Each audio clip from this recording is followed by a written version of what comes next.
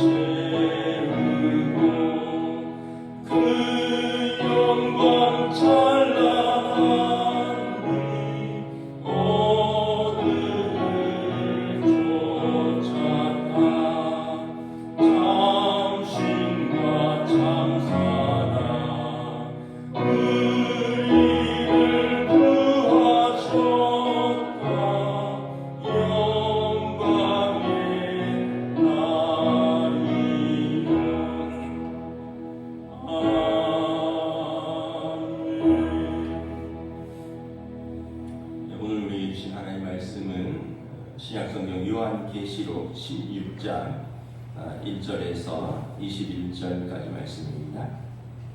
요한계시록 16장 1절에서 21절 말씀입니다. 신약성경 414페이지입니다. 다 찾으신 줄 알고 저와 여러분들이 한 절씩 교도하겠습니다. 또 내가 들으니 성전에서 큰 음성이 나서 일곱 천사에게 말하되 너희는 가서 하나님의 진노의 일곱 대접을 땅에 쏟으라 하더라. 첫째 천사가 가서 그 대접을 땅에 쏟음에 짐승의 표를 받은 사람들과 그 우상에게 경배하는 자들에게 악하고 독한 종기가 나더라. 둘째 천사가 그 대접을 바다에 쏟음에 바다가 곧 죽은 자의 피같이 되니 바다 가운데 모든 생물이 죽더라. 셋째 천사가 그 대접을 강과 물 근원에 쏟음에 피가 되더라.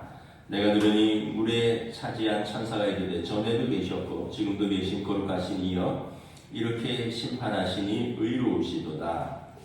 그들이 성도들과 선지자들의 피를 흘렸으므로 그들에게 피를 마시게 하신 것이 합당하니이다 하더라. 또 내가 들으니 제단이 말하기를 그러하다 주 하나님 곧 전능하신 이시여 심판하시는 것이 참되시고 의로우시도다 하더라. 넷째 천사가 그 대접을 해 쏟음에 해가 권세를 받아 불로 사람들을 태우니 사람들이 크게 태움에 태워진지라. 이 재앙들을 행하는 권세를 가지신 하나님의 이름을 비방하며 또 회개하지 아니하고 주께 영광을 돌리지 아니하더라. 또 다섯째 천사가 그 대접을 짐승의 왕자에 쏟으니 그 나라가 곧 어두워지며 사람들이 아파서 자기 혀를 깨물고 아픈 것과 종기로 말미암아 하늘의 하나님을 비방하고 그들의 행위를 회개하지 아니하더라.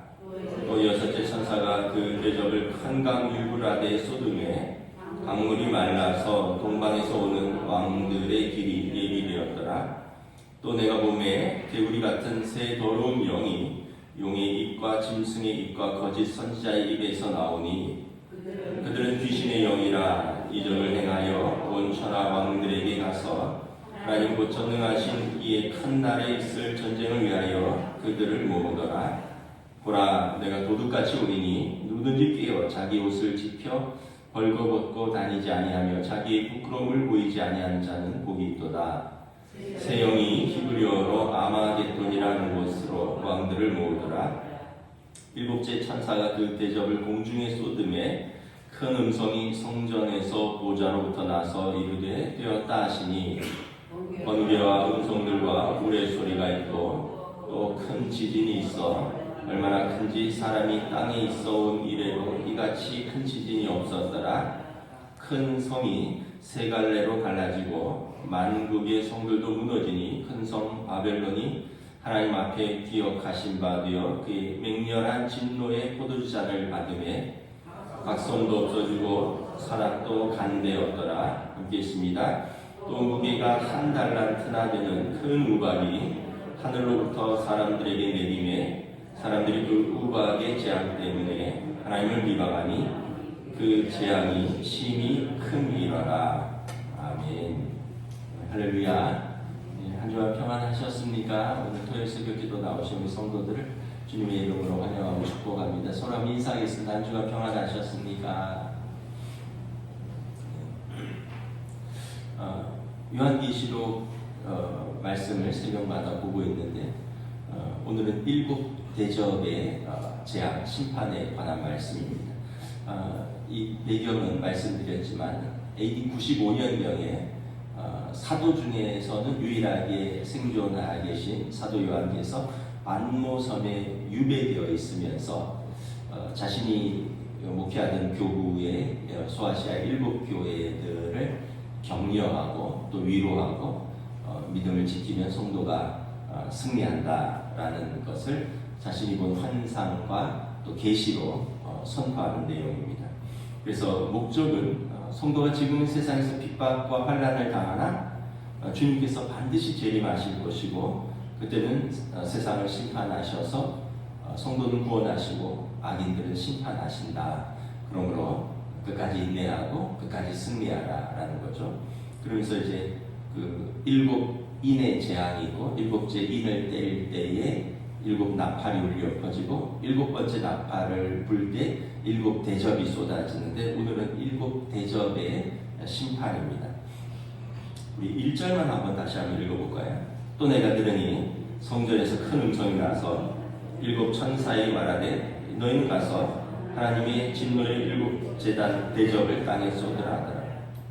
그래서 7 대접을 이제 메시아의 오심의 그 심판을 한 모습을 보여주는데 이 내용을 쭉 보면 용과 짐승 그리고 그들을 따르는 왕들 그리고 거짓 선지자들 큰 성 바벨론에 대한 심판입니다. 그러니까 용은 사단 마귀고요. 짐승은 용에 의해서 권세를 받은 그 당시 로마 황제들, 네로라든가 도미시안 황제들을 의미하고 큰 왕들, 로마의 여러 황제들과 또 기타 성도를 핍박하던 그 세상의 왕들, 권세 잡은 자들, 그리고 거짓 선지자들, 우상 숭배로 이끌어가는 거짓 선지자들, 그리고 큰 성 바벨론. 바벨론은 이미 무너졌는데 이것은 로마 제국을 상징하는 것입니다. 로마 제국이라 할 수 없으니까 바벨론이라고 의미를 말하는 것이죠. 그래서 이 모든 심판의 대상이 명확하다는 거예요. 용과 짐승, 큰 왕과 거기에 따르는 거짓 선지자들, 그리고 큰 성 바벨론이 심판의 대상이다. 성도는 구원의 대상인 거죠.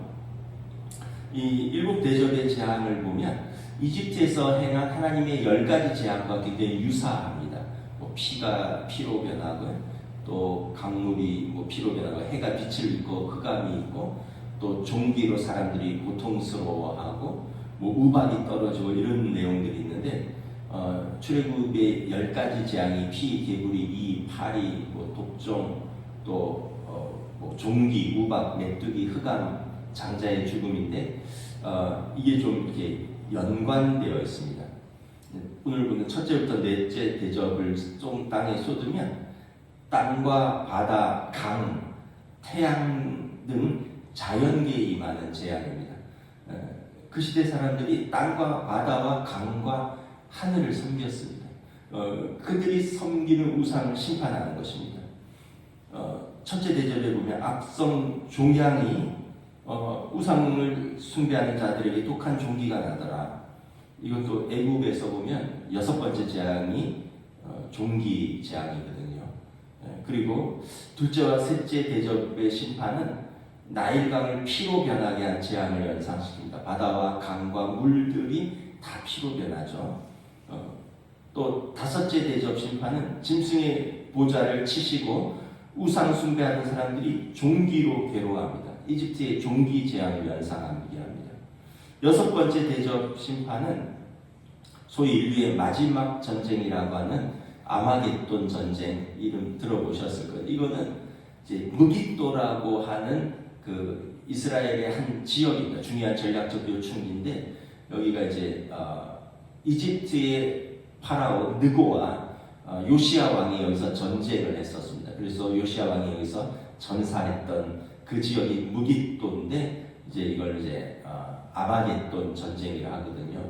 사람들은 이제 마지막 3차 대전이 아마겟돈 전쟁이다 이렇게 하는데 이런 물리적인 전쟁이 아니라 영적 전쟁을 의미하는 거죠. 어떤 한 지역이나 아니면 국가 간의 충돌로 일어나는 물리적인 어떤 전쟁이 아니라 성도와 세상의 우상 숭배자들과의 영적 전쟁을 말하는 것입니다. 여기 보면 그 세상의 왕들이 서로 모여서 이 아마겟돈에 모여서 전쟁을 꾀한다라고 말합니다. 그 아마겟돈 전쟁을 굉장히 심각하게 받아들이는 어떤 분들이 있어요. 특별히 뭐 이단이라든가 이런 분들, 이런 분들은 뭐 어떤 전쟁의 징후라든가 이런 게 있으면 그래서 냅다 어디 해외로 도망갑니다. 괌이나 뭐 어디 이런 데로 뭐 여러 번 말씀드렸다시피 그냥 가족도 버리고요. 그냥 잘 섬기고 있던 교회도 버리고 잘 다니던 직장도 그만두고 뭐 어떤 거짓 선지자들의 어떤 꼬임에 넘어가서 뭐 무슨 전쟁설이 있다면 냅다 어디 섬나라로 어디 남미의 어디 농장으로 도망가는 그런 한국 사람들이 있어요. 그러니까 참 이 시대에도 거짓 선지자들이 있고 거짓 선지자들에게 미혹받는 사람들도 있고 이런 뭐 아마겟돈 전쟁을 그 아마겟돈 전쟁이 뭐냐 그랬더니 예전에 누가 신학교 다닐 때 누가 그러더라고요. 아마 갯돈을 못 받아서 일어나는 전쟁이 아닐까. 아마겟돈. 그 무디또라는 지역에서 일어나는 전쟁인데 그래서 상징적이다라는 거죠. 영적 전쟁이다. 그리고 7번째 대접 심판에서 드디어 큰 성 바벨론이 멸망합니다. 하늘에서 보면 큰 성 바벨론이 맹렬한 진노의 포도주 잔에 들어가듯이 어제 본문에 보면 천사가 와서 진노의 낫을 휘둘러서 포도송이를 추수하여 포도즙 틀에 던져서 그것을 밟음에 피가 튀는데 말에 굴레까지 피가 튀고 뭐 1200 스타디움 이게 300km거든요. 전 이스라엘에 가득 퍼졌더라 이런 성이 별명이 나오는데 드디어 큰 성 바벨론이 완전히 멸망하는 겁니다. 21절에 보면 무게가 한 달란트나 되는 큰 우박이 하늘로부터 내리고 그리고 그 우박의 재앙 때문에 또 이 악인들은 하나님을 비방한다는 거예요. 근데 아직은 완전한 심판이 아니에요. 그럼에도 여기 보면 회개할 기회가 있다라고 말을 합니다. 회개할 기회가 있는데 회개하지 않는다는 거죠. 그리고 15절에도 보면 도둑같이 주님이 오실 때 깨어서 자기 옷을 지켜 벌거벗고 부끄러움을 보이지 아니하는 자는 복이 있도다. 그러니까 회개하고 깨어서 믿음으로 자신을 지키는 자는 이 재앙 가운데 구원을 얻을 것이나 회개하지 아니하고 하나님을 비방하고 우상을 섬기며 이제 그 거짓 가르침대로 살아가는 자들에게 마지막 때에 임할 것은 심판밖에 없다라는 거죠. 이 요한계시록의 7 대접의 심판과 그 이집트의 10가지 재앙의 심판은 좀 유사한 게 있어요. 이집트는 그 당시 제국이죠. 이스라엘 하나님 백성을 노예로 압제하던 제국이었습니다. 로마도 제국이죠. 성도들을 압제하던 세상의 제국이었습니다. 그 전에 바벨론이라는 제국이 있었죠. 이스라엘을 압제하고 포로로 잡아갔던 제국. 하나님께서 이 제국들을 재앙으로 치시는데 이집트는 10가지 재앙, 지금 이 로마 제국은 7가지로 표현되는 재앙들이 있습니다. 이것은 뭐냐 하면 열이라는 것은 그 당시 십진수거든요. 10가지 재앙, 열이라는 건 십진수. 그들이 포기하게 될 때까지 하나님께서 그들을 심판하시겠다는 거예요. 열 꽉 찬 수. 결국 10번째 손 들잖아요. 그만큼 바로가 완악하고 하나님 끝까지 꺾으신다는 거예요. 또 요한계시록이 7인, 7 나팔, 7 대접. 이 7은 또 성경에서 말하는 완전수입니다. 완전히 하나님이 그들을 꺾으신다는 거예요. 완전히 하나님 그들을 심판하신다는 거예요. 어디로부터? 그들의 신들로부터. 이 이집트의 10가지 재앙은 다 신들이에요. 나일강을 피로 만들자는 첫 번째 재앙이. 나일강은 그 당시에 신이죠. 그들에게 농경 문화에서 풍요와 번영을 가져다주는 나일강은 신입니다. 바로는 태양신 라의 아들입니다. 파라오는 그 이집트 사람들의 신이 태양신 라의 아들이고요. 그리고 바알 신은 이 파리들의 두목이라는 뜻이 있는데 이 번영과 풍요의 남신입니다. 그러니까 나일강, 파리, 또 파라오, 하나님이 다 꺾으셔야 되는 그들의 신인 거죠. 또 바벨론과 메소포타미아 문명 같은 경우도 그 티그리스 유프라테스 강의 유역을 중심으로 해서 4대강 농경사회에서 이거 다 바벨론의 그 이집트에서부터 비옥한 초승달 지역 있잖아요. 다 여기가 농경사회고 강을 중심으로 풍요와 번영과 다산의 신들이 있어요.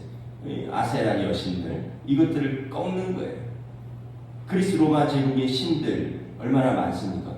해와 달과 별들의 신, 뭐 땅의 신, 하늘의 신, 바다의 신, 강물의 신, 전쟁의 신, 사랑의 신, 뭐 술의 신, 무슨 신, 무슨 신. 이 신들이 가득한 그리스 로마 제국의 그 신들을 다 꺾는 것입니다. 그들이 의지했던 나일강, 그들이 의지했던 그런 그 강들이 피로 변하고, 그들이 그 농경사회에서 가축이 필요하잖아요. 힘센 숫소들, 전쟁에서 말들이 필요하잖아요. 여기 전염병이 일어나서 다 이것들이 죽습니다. 이집트의 그 파피루스나 오래된 벽화들을 보면 반인 반수의 그런 그림들과 조각들이 있어요. 몸은 말인데 얼굴은 사람이고요. 몸은 사람인데 얼굴은 숫소의 형태를 가져요. 그러니까 그 시대에 그런 어떤 힘 있는 동물들, 숫소를 또는 말들을 우상으로 섬겼다는 증거죠. 그 가축들을 다 전염병으로 치시는 거예요. 그래서 그들이 사랑하고 의지하던 신들, 그 비옥한 대지에 그 이들이 바글바글 하잖아요. 그리고 그들이 그렇게 사랑했던 바알신, 파리떼가 바글바글 하잖아요. 그리고 그들이 또 섬겼던 여신이 헤케드라고 개구리 모양입니다. 그 개구리가 바글바글 하잖아요. 그러니까 그들이 사랑하고 그들이 자랑하고 그들이 의지했던 것들이 바글바글해지는데 어떻게 돼요? 불편하고 혐오스럽고 더럽고 도저히 못 살게 되는 걸 하나님이 그들에게 보여주는 거예요. 그래, 이것이 너희들이 섬기는 신들의 정체다. 그래, 너희들이 태양신을 섬기느냐? 흑암이 땅을 덮을 것이다. 너희가 그 나일강을 섬기느냐? 이 강이 피로 변할 것이다. 너희가 섬기는 그 개구리? 그래, 개구리를 가득 몰아주마. 파리 바로 왕, 파리떼의 왕, 파리로 한번 고통당해봐라. 너희들이 힘센 짐승, 그것으로 농사 짓는다고? 그래, 그 짐승들이 전염병으로 싹 몰살당하는 것을 봐라. 그래서 하나님이 10가지 재앙, 7가지 심판, 이런 것들은 하나님께서 그 이름과 그 명성을 세상에 선포하기 위해서 세상에 가득한 가짜 신들에게 내려진 하나님의 심판이고, 이것이 곧 우상 숭배하는 자들에게는 재앙이라는 것입니다. 그래서 이것은 마지막 때뿐만 아니라 이 아마겟돈 전쟁처럼 계속해서 주님 오시는 그날까지 영적인 전쟁이 있을 것입니다. 성도를 미혹하고 성도를 유혹하고 또 성도를 핍박하는, 우리는 그렇게 큰 핍박은 없죠. 그런데 여전히 핍박 가운데 있는 성도들이, 교회들이 아직도 지구상에는 많이 있고요. 우리는 핍박이라기보다는 유혹과 미혹이 스스로 넘어지는 거죠. 우리가 미혹당하고 우리가 유혹당하고, 그래서 우리가 믿음에서 떨어지게 만드는 그 짐승의 권세를 받은 우리 성도를 미혹하고 유혹해서 하나님께로부터 떨어지게 만드는 것들은 뭐가 있을까? 그 당시 이집트나 로마 또 그 시대 사람들이 섬겼던 것처럼 우리가 그렇게 하나님보다 더 사랑하는 것, 우리가 하나님보다 더 자랑하는 것, 우리가 하나님보다 더 의지하는 것들, 이게 여러분 이 시대의 우상입니다. 이 시대의 우상은 여러분 가까이 있습니다. 돈이고요, 일이고요, 건강이고요, 자식입니다. 하나님보다 더 사랑하고요, 하나님보다 더 의지하고요. 사람들은 이 시대에 돈이 있으면 영혼도 팔 생각으로 돈을 추구합니다. 돈이 이 시대의 우상입니다. 이 시대의 사람들은 또 자기 몸이 우상이에요. 건강이 조금만 하면 그냥 어쩔 줄 몰라 그래요. 제가 이렇게 최근에 깨달은 게 있어요. 받아들여야 된다. 받아들여야 된다. 50대 중반이 되면서 몇 번 말씀드렸지만 눈에는 날파리가 어른거리고 귀에서는 소리가 나고 이는 임플란트를 3개나 하고 제가 이를 제일 우리 집에서 열심히 닦아요. 먹자마자 이를 닦아요. 근데도 그래요. 제가 술 담배를 합니까? 그런. 근데 위궤양, 위염, 고지혈증. 제가 하여튼 먹는 약들이 이래저래 많아졌는데 그냥 받아들이기로 했어요. 이 나이 되면 그런 것이다. 과하게 먹지 말고 너무 과하게만 살지 말고 그냥 받아들이고 조금 절제하자 그러면서 그냥 받아들이기로 했어요. 안 그러면 너무 힘들고 너무 괴로운 거죠. 여러분들도 아마 어르신들은 더 그럴 거예요. 우리 부모님 세대는 훨씬 더 이제 진행되는 것들이 많고. 근데 너무 거기에 매이면요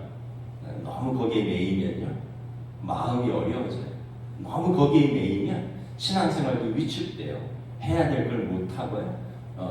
너무 그 건강에 매이면 또 사명도 잘 못 감당합니다. 그냥 그런가 보다 하면서 그냥 가지고 가는 거예요. 돈도 그렇고 건강도 그렇고 일도 그렇고 일도 너무 어떤 성취 너무 어떤 거기에 집착을 하면 실패했다라는 자책감 때문에 굉장히 고통스러워요. 제가 어제 금요 토라반에서도 그런 이야기를 했는데 이게 제가 좀 멀리 아는 한 목사님이 한 2년 정도 전혀 소식이 닿지 않았어요. 그래서 그분이 이제 여러 가지 소문이 있었어요. 개척교회를 했는데 한 20여 명, 한 30년 목회했는데 한 20여 명 하니까 생활도 안 되고 그러니까 교회를 접고 지방에 공사판을 전전한다 이런 얘기도 있고 어디 그냥 폐인이 돼서 어디 시설에 들어가 있다 이런 얘기도 있고 이제 최근에 나타났다는 거예요. 그래서 그 얘기를 들어보니까 그분이 어디 이단의 지역 교구의 책임자가 됐대요. 그리고 놀래서 그분 연배의 친구분들이 아니 당신 장로교 정통 신학을 한 목사가 아니 성도들에게 평생 복음을 전하던 목사가 어떻게 이단에 빠졌냐 이랬더니 그 하나님은 가짜 하나님이라고. 그 하나님이 내가 20년 30년 평생 목회했는데 이 열매가 아무것도 없다고. 20여 명. 그나마 그것도 코로나 때 흩어지고 좀 모일만 하면 이 사람 떠나고 저 사람 들어와서 좀 좋아하면 또 저 사람 떠나고 그러다 코로나 때 흩어지고 이러면서 굉장히 절망적인데 그 이단에서 그분을 포섭을 한 거예요. 그리고 당신이 우리 자기들 교회인 거죠. 와서 간증 좀 하라고. 나는 이렇게 회심했다고 간증 좀 하라고. 그러면 우리가 이 지역 교구를 당신에게 맡기겠다고. 그래갖고 지금은 그 이단 교구를 맡아서 500~600명을 목회하면서 간증하고 다닌대요. 나는 그동안 잘못 믿었다. 어머니 하나님을 믿어야 된다 이러면서. 이 사람들도 목회자도 어떤 일의 성취나 일이 자신을 증명하고 그것이 자신을 표현하고 그것이 자기 삶의 전부라고 생각을 하면 이제 자신을 부정하고 이제 어떤 면에서 보면 그것 때문에 삶의 의미도 바뀌고 가치관도 바뀌고 가는 길도 바뀌는 거죠. 여러분 이건 굳이 그런 어떤 한 극단적인 예뿐만 아니라 모든 사람들이 그런 거예요. 일이 잘 안 되면 굉장한 의기소침해지고요. 또 자기 자신에 대한 비하감, 자책감, 인생에 대한 의미가 없어지고. 근데 여러분 꼭 그런가요? 제가 붙은 말씀은 아닌데 좋아하는 격언인데 하나의 문이 닫히면 또 다른 하나의 문이 열린다. 하나님 우리를 부르셨으면 하나님께서 부르신 그 길대로 인도하신다. 그래서 어느 길이 닫히면 또 다른 길을 열어주시고 하나님께서 우리를 버리지도 아니하고 떠나지도 아니하시고 우리를 붙드신다. 이 말씀을 붙들고 살아가면 그 어떤 것으로 인해서 내 삶의 존재를 부정하고 그것 때문에 절망하고 그것 때문에 내 자신을 버릴 이유가 없고 그것 때문에 내 믿음을 버릴 이유가 없는 거죠. 그래서 마지막은 결국은 뭐냐면 자식이에요. 자식도 우상이에요. 자신과 자식을 동일시하고 자식을 너무 사랑해서 자식 때문에 죽어가는 부모들도 많아요. 근데 여러분, 부모로서 자식을 사랑하고 책임을 감당해야 되지만 우리가 자식을 완전히 책임질 수는 없어요. 우리는 우리 몫을 감당하면 돼요. 그리고 하나님께 올려드리고 하나님께서 인도하셔야 돼요. 내가 다 책임져야 되고 내가 끝까지 붙들어야 되고 이러면 그것도 우상이 되는 거예요. 그러면 우리 삶도 피폐해지고 우리의 믿음도 떨어지고.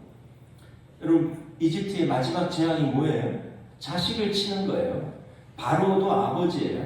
그의 장자를 침으로 바로를 완전히 꺾어버리는 거죠.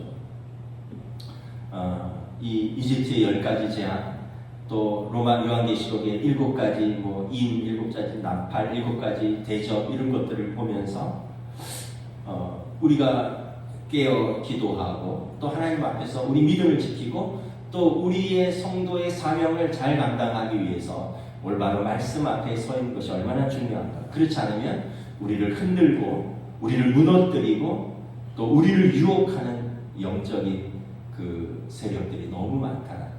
그러나 그것의 마지막은 하나님의 심판밖에 없다. 그래서 요한계시록은 주님이 곧 오십니다. 깨어서 기도하고 말씀 위에 든든히 쓰고 믿음으로 승리하십시오. 요한계시록이 그 당시에 고난당하는 성도들, 교회들에게 주는 하나님의 말씀인 것입니다. 오늘 이 시대에 또한 저와 여러분들에게 주시는 말씀으로 받고 우리들도 믿음으로 승리하시기를 주님의 이름으로 축복합니다. 제가 설교 소두에 말씀을 드렸어야 되는데 광고 하나 하면 우리 경성수 집사님 부친이 어제 별세하셨습니다. 그래서 어제 오후 4시 이후부터 조문이 가능하다 해서 오늘 새벽기도 마치고 청소하고 7시 반에 교회에서 출발하도록 하겠습니다. 그래서 개인적으로 가셨을 분도 계시겠지만 혹시 교회 차로 가실 분들은 7시 반에 교회에서 출발합니다. 기억하시기 바랍니다. 기도하겠습니다. 하나님 은혜를 감사합니다.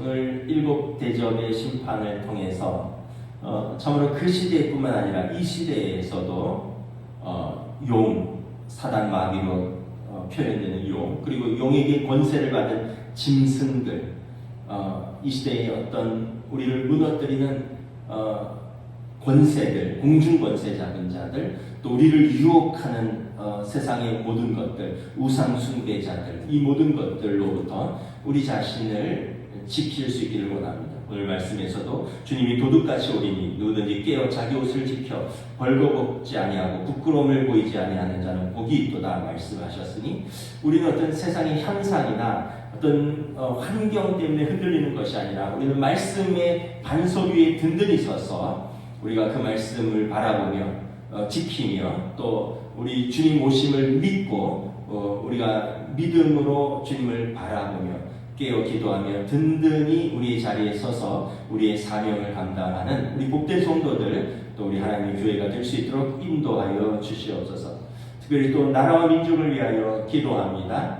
참으로 이 풍전등화와 같은 그런 어떻게 보면 또 정치적으로 위기의 상황이 있습니다. 또한 정치적뿐만 아니라 경제적으로, 외교적으로, 국방으로 모든 부분에서 또 오늘 중요한 결정이 내려지고 위기의 상황 속에서 또 하나님께서 하나님의 백성들이 기도하는 이 나라와 이 민족을 친히 지켜주시옵소서. 감사를 드리오며 우리 주 예수 그리스도 이름으로 기도드리옵나이다. 아멘. 하늘에 계신 우리 아버지 이름을 거룩하게 하시며 아버지의 나라가 오게 하시며 아버지의 뜻이 하늘에서와 같이 땅에서도 이루어지게 하소서. 오늘 우리 일용할 양식을 주시고 우리가 우리에게 잘못한 사람을 용서하여 준 것 같이 우리 죄를 용서하여 주시고 우리를 시험에 빠지지 않게 하시고 악에서 구하소서. 나라와 권능과 영광이 영원히 아버지의 것입니다. 아멘.